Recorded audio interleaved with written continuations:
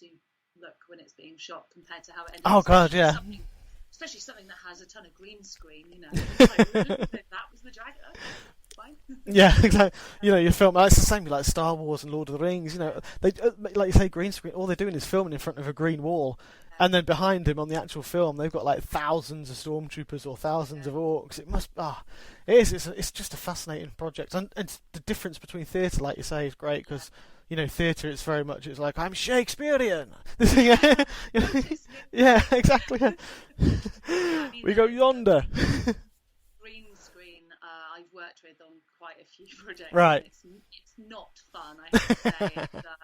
It just feels awkward a lot of the time. You're like, I'm looking at what? Okay. They're like, yeah, we got the shot now. You're like, okay, and then you watch it back and you realise you've just witnessed like a whole building getting obliterated. You're like, oh right, that's what I was looking at. Okay, cool. I guess I was gonna say, I guess that can be quite hard to put into context. Just really imagination you've got. You've got to like go back to your childhood imagination, haven't you, about what you're picturing and what you're seeing and. Yeah, well, exactly that. You've nailed it. I mean, that in my opinion is acting. Is pretty much going back to when you're a child and it's playtime and you're going right for the next hour during this playtime. I have a pet dragon and I'm going to fly it around the playground, and at the time you're not questioning anything, you just believe it, you see it, you feel it, you go with it, and that's pretty much like a child version of acting. It's just being able to use your imagination and keep it there, really. So that's a fantastic quote. I'm gonna have to find that and just keep that as a yeah, you're gonna have to write that down. I know, yeah. I'll scour it now later on and find right. Yeah, that's a brilliant analysis of acting there. William Scott Hill, what are your dreams with? What is your dream with hopes of coming true? Okay, well, thank you, William. My dreams, they change all the time because I don't think anything should become stagnant. And sometimes I really want a certain TV show. Or, I won't go off on one, but I'm quite a believer in the law of attraction and about how if you really want something and you believe that it's already part of your life, that you actually get a bit closer to it and maybe it will come to you. Again, but I won't go off on it. But I pretty much almost write like a shopping list at the start of the year about what I want to achieve, what I'd like to be in. And even if I don't always get that, I usually find that actually I've got pretty damn close. Yeah. So it's definitely a dream of mine to have a role in television. I think that working on Horizon has given me a very good trial run of how that feels. I would love to have a character that, again, like with Nicole in Horizon, I play this character and they go through different things and I get to turn them into like a three-dimensional character who isn't always the same. They bring in a lot of things that happen to them and it evolves them and they become interesting. And so working on television is something I'd love, and plus obviously it's the stability of having a paid acting job that carries on for however long your contract goes, and obviously with television it can be quite a bit longer than working in indie film. But I don't want to say realistically, because if I say that implies that my last one wasn't realistic. But I guess kind of a little bit more on track. Actually I'm kind of enjoying playing the industry by working my way up the independent film scale, and some of the projects that I've got lined up definitely tick that box. So that's I'm kind of achieving the dream that I want at the moment. It's why I'm so happy.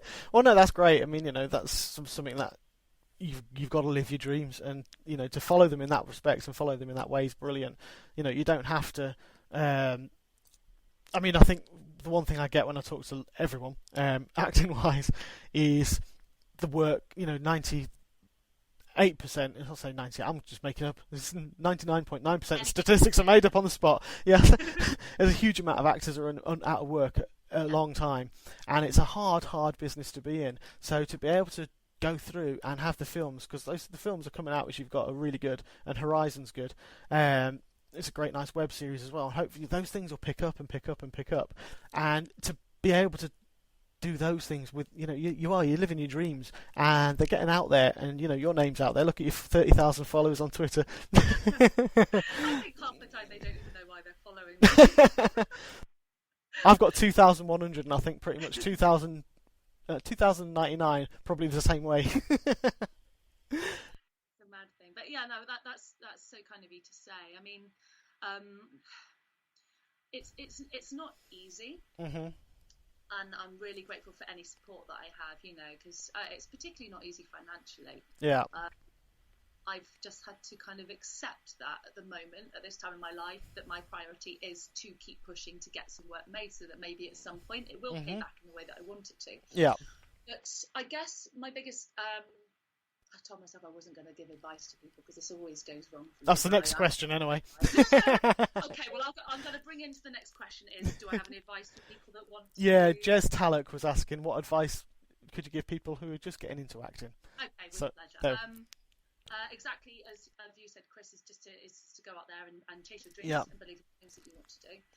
But I think it's to do almost kind of two contrasting things: is aim high, believe you can and will get exactly what you want, but absolutely most important part that leads up to that is don't forget to live and enjoy the process that gets you there, because every single day on set, whether it's a good or bad day, is all part of your life experience towards that. And when you look back, you don't want, I honestly wouldn't want to wake up tomorrow with overnight success. I want to live the story that takes me there, and I think you've just got to enjoy it, and just don't be afraid to keep learning. Learn from the people that you work with, learn from the people that maybe are getting the career that you want. This is why I when people like Mark Zamek gives up his time to me and he offers me advice on what works for him. It's not the same as another actor, but it works for him, and I'll take from that. He'll share it with me and I'll take from that. So don't be afraid to learn and do pursue things. And what I can say, the main thing, please don't ever give up, because giving up is literally quashing it. It's just writing it off and it's gone. And nobody else is going to drag you back out of that and go, what are you doing? You didn't live a happy life because you didn't pursue your dreams. You've got one shot at it, and it's worth the risk. So fantastic. That's great advice. Great advice indeed. And again, anecdote. It's, I can relate that to what I'm doing with this show. It's something that I've, it's a struggle. It is a struggle. A lot of people don't see that, because just like acting, you see the finished product. And I still don't like my finished product. It's got some tweaking. It's got some work to do. But obviously, I appreciate that. People do like it. But it's for every one guest like yourself. There might be, like in an acting role, there's 100 who don't respond or say no, or like you mentioned at the very beginning, agents, they're so busy. If I get put into a publicist, I'll usually know that I'm never going to get an answer from them, because it's even if I phone up, and so it's a very difficult thing. And if you don't, it's all about passion. Ross, I think, as well mentioned that, the biggest one, and it's something you exhibit daily. I'd say is the passion for it, and you can see that with all your showreel share days and things like that. It's the passion. You've got to have a passion to be able to do this, because it is a hard industry. I'm only touching on the outside of it doing this interviewing, Lark. But it is a very pretty good insight. You've met, you've interacted and everything with so many like professionals and everything, and obviously you've had an experience in it as well. I think you've got really good knowledge of how things work, actually. Yeah, probably thinking about it, probably true, because I get tidbits from everyone I speak to, so it's like my head's filling with all this information. Yeah, that's how we learn, isn't it? Exactly. Yeah, the day you stop learning is the day you end up dead. That's what I see. Yeah. Excellent. But sadly, I've got the last question which has come in is one, and I'm sorry, James Smith, I've actually stolen this as my signature question for everybody. No, I'm dreading this one. Okay. If they were to make you into a Muppet, what kind of Muppet would you be? Right, if I was to be made into a Muppet, right, absolutely not anything like Miss Piggy. Putting that out there right now, okay? I was talking to my friend about this earlier on, and we decided that we thought the Fraggles were cooler because they were a little bit more hardy and a little bit more badass. But I'm just going to give the obvious one that I think my followers would expect. I would want a Lara Croft type Muppet, okay? I want some ass-kicking, gun-welding, holster-wearing, badass Muppet. That is what I would want to be represented. If I was ever to be turned into one, which fair enough. Doesn't ever. Yeah.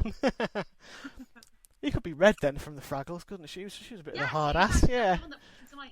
She's a bit of a hard ass, wasn't she? Yeah. They were. Yes, with Jim Henson.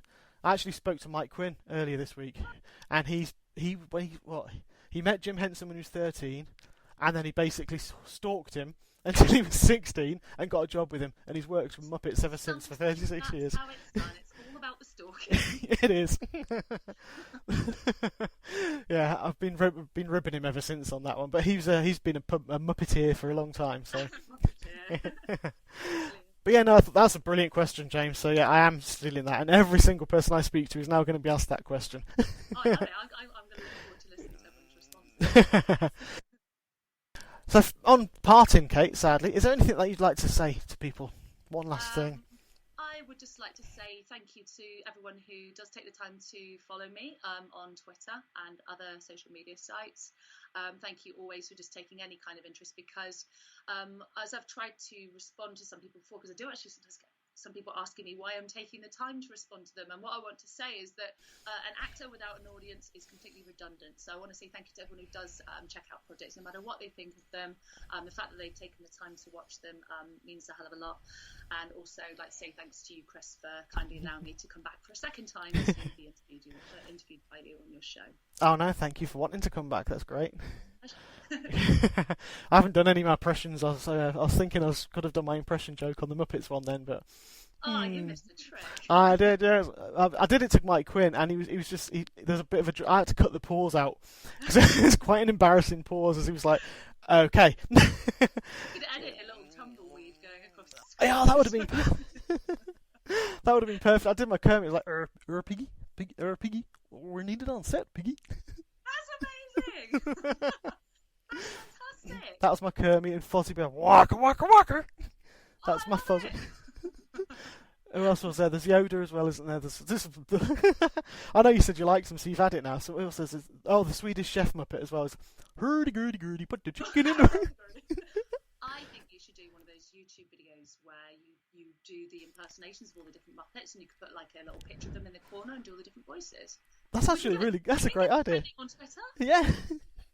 That's a fantastic That's a fantastic idea. Brilliant.